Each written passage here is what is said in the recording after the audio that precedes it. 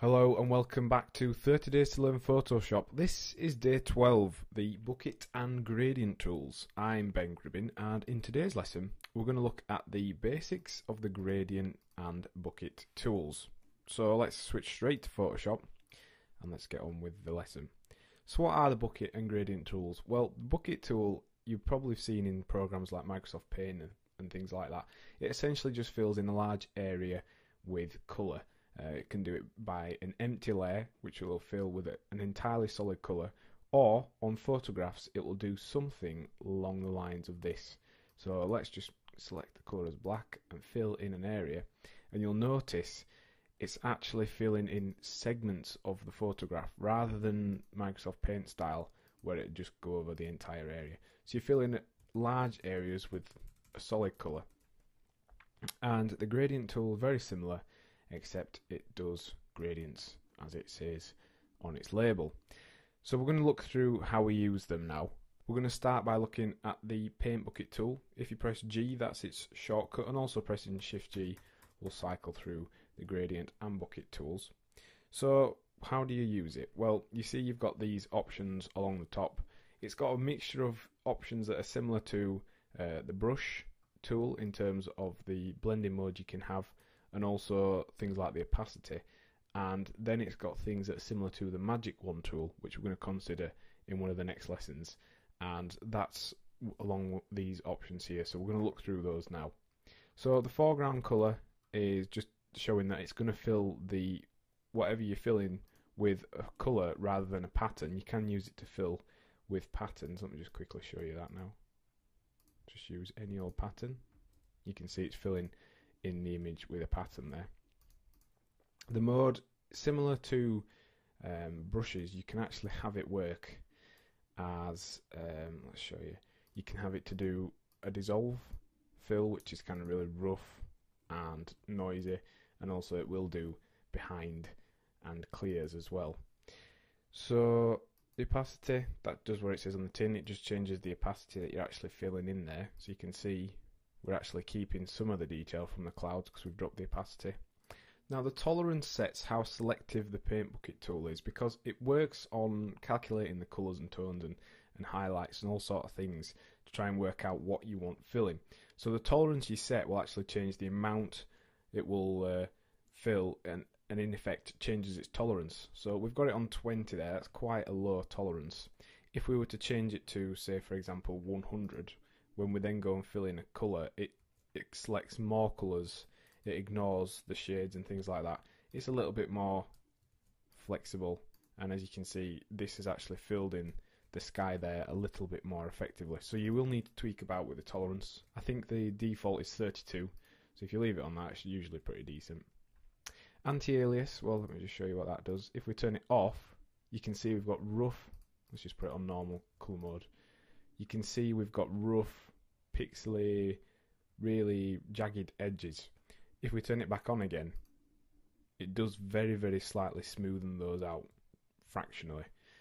And contiguous works on pockets of colour. So for example, because we've got these grey clouds here, when we click on them, all of these are connected.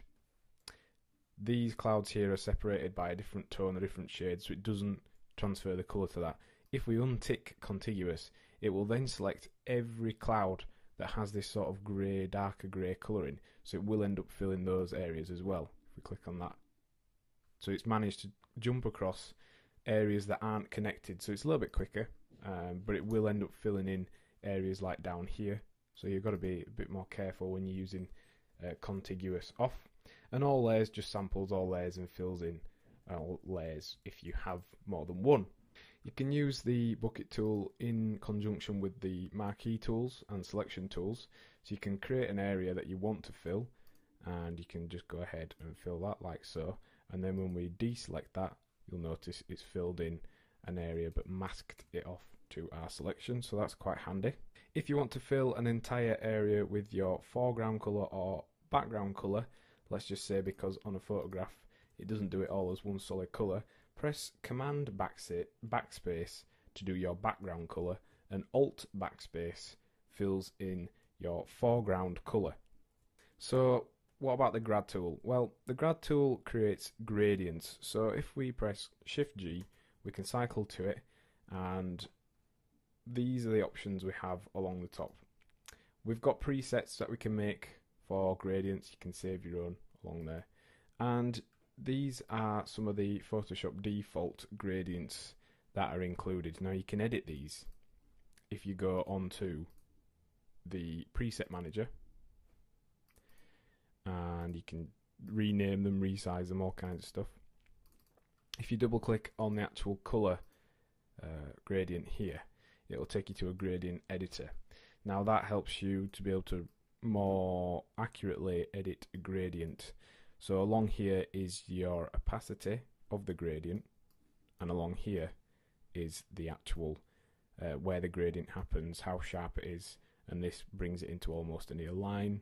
This will bring it more biased towards the background color. In order to change that, just double click on it and you get the color palette, and you can enter any colors you want on the scale, and then that adds that in, and then you can just tweak about with the different options along there. So that's how you actually edit a gradient. If you want to change the colors of your gradient very quickly, just set your foreground color to one color, your background color to another, and the built-in defaults will actually automatically update. You can also do a transparent one, which is very handy. And then across here we have all the different gradient types. So let's just show you those now. We've got a normal linear gradient, so that looks like this. We've got radial gradient, which creates like a circle that fades out very gently. We've got a diamond gradient, which creates a hard line with a gradient that curves around and fades out, and a reflected gradient, which creates the kind of a bar of a gradient in the middle. And then finally there's the diamond gradient, which creates a diamond shape gradient. So in order to use this tool, it's very simple, a little bit tricky to get the hang of though. All you do is you click and draw a line. Now this line can be drawn in 360 degrees, and depending on the length and direction, it actually affects the gradient. So if we go straight down quite short, the gradient kicks in that line. So if we do it longer, the gradient will fade from the foreground colour to the background colour within the space we're setting here. So you can see it's a much longer gradient there.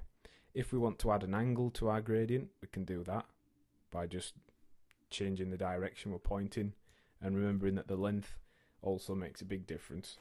So we're going to show you how we can practically use the gradient tool now. We're going to repair this cloud scene here because we've actually got some vignetting on the end of the corner of the photograph thanks to our camera. So what we're going to do is we're going to select the white or really light blue colour from the clouds down here. Then we're just going to switch the colours, so that's set that to the background colour. Remember we talked about that. If you press X, you can switch your background and foreground colours. And then we're going to select our foreground colour as one of the blues up here, the highest blue we can get to really. And what we've already done is we have cut out the sky from an additional layer. So we've got this original layer here, which is the original photograph, and we've got this cut out section here, which is everything but the sky. So what we can do now is on this layer we can recreate the sky gradient and hopefully remove this vignetting. So we're going to start about here with our line.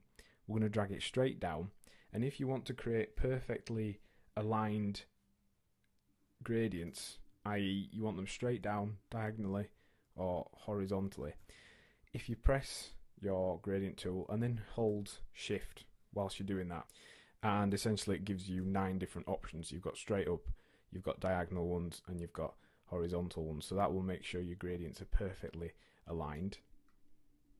So let's just redo that. Let's start up at the top. We're going to get our gradient to start fading out to white somewhere down here. And you can actually start the gradient lower down if you wanted to.